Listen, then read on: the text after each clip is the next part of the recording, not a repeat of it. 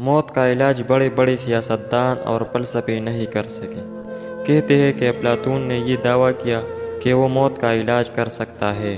اس نے اللہ تعالیٰ سے دعا کی کہ اس کو موت کا آخری وقت اور آخری لمحہ بتا دیا جائے۔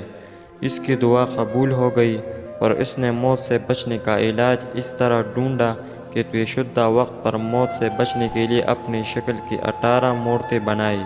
ان تمام کو سلیقے سے کرسیوں پر رکھا اور ایک کرسی پر جا کر بیٹھ گیا۔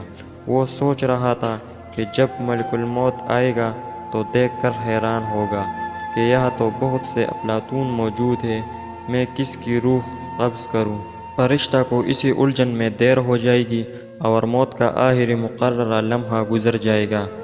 اس طرح وہ مرنے سے بچ جائے گا۔ چنانچہ وقت مقررہ پر موت کا فرشتہ آیا اور دیکھ کر بولا کہ اے افلاطون، تو نے بڑا ہی کمال کر دیا ہے، لیکن پھر بھی ایک فرق رہ گیا ہے۔